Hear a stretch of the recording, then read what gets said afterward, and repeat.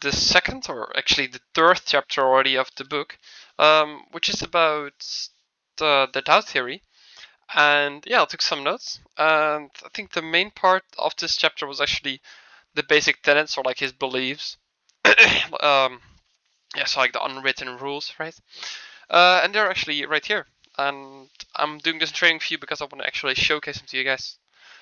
So the average discounts everything. Basically means all the knowledge the sum of Wall Street has combined. So the past, in the now, and well, probably something for the future as well, right? Like all the transactions that are being done, that knowledge.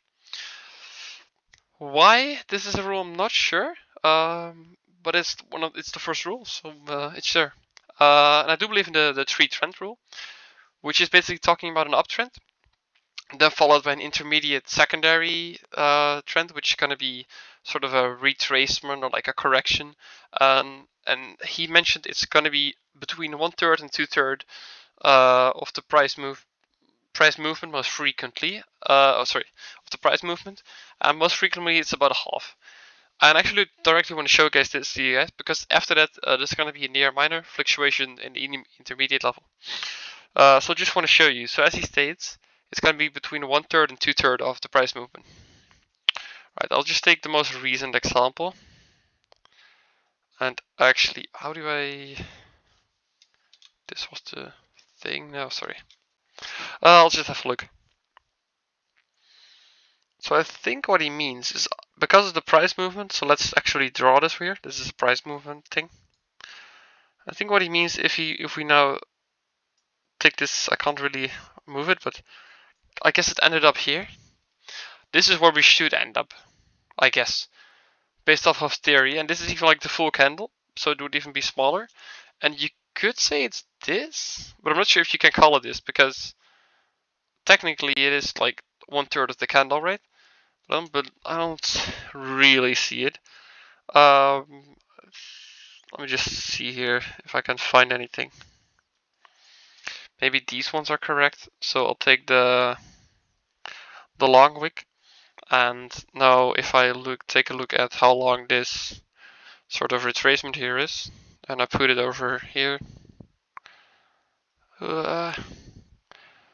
Yeah, you could say it's about 1/3, but I'm not sure. Maybe, I think it does miss a couple of times. For example, I'll put it on this one, and then we'll take a look at the retracement. And it's really where you want to draw it, but I guess I'm gonna go for this part here, which is gonna be about half again, but it's more because you could say it went up all the way here because there wasn't really any movement. Or you could say the same about this thing here. And then say, yeah, well, this one had a price retracement of this level, which is going to be 1/3. If we take them out, it's going to be 1/3, which is the correct way, but I'm not sure because you're really looking for the examples and I don't really clearly see it. But maybe I'm not even using it correctly, right? I'm not sure. It's just a tryout, sort of. Then I'll go to the other rule, if I can find it here. So, the next one is the three phases. And I do believe this one to be true, because first of all, you've got the accumulation phase, which are basically people on the early stages of like a stock or anything. Then you've got the public partition. And I believe the accumulation actually is right after like all the negative stuff in the news or just positive stuff, and then the public participation is going to be when there's more positive stuff said about the stock in particular, I think. Okay. And the distribution is basically the stock price is high, you've got the last people coming in. I think this is what it's supposed to be. Yeah, so let's move on to the next one. The average must come from each other. So basically he's using the Dow theory. He's actually looking at the Dow Jones, which is basically think like the top 25 industrial companies and the top 25 other sort of category companies in America.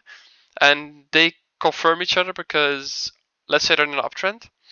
It's only an uptrend when the price movement is a higher peak than the previous peak or like average on average for both.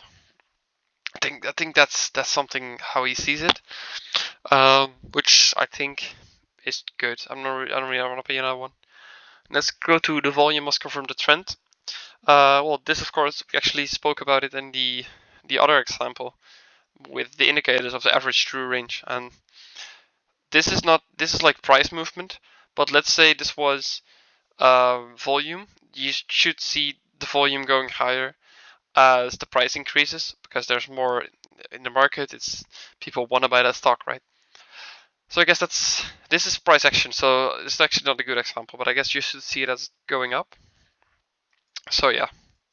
And then the last one is trend reversal. This one was kind of clear, but basically it talks about the trend is no longer in a downtrend or an uptrend when it doesn't have like higher peaks and higher lows, or lower lows and lower highs, right? Then if it reverses, then it's no more the trend, which is pretty clear.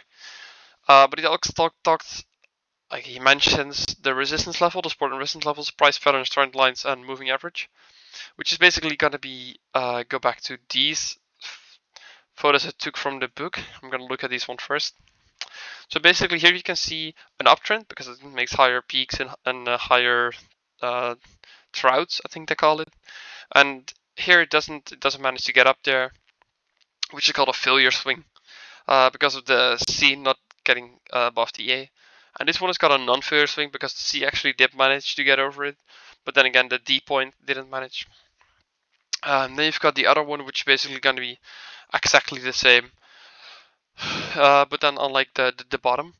So we've got a failure swing, and you can see, I believe C is lower, or actually no, it doesn't manage to get lower. And so it reverses, and here it's the same story. C actually does manage to go lower, but D doesn't, which is going to be the same. Yeah, and well, this was actually the video about this chapter. Was interesting, but not. It didn't felt like I learned a whole lot of this chapter. And well, yeah, that's it.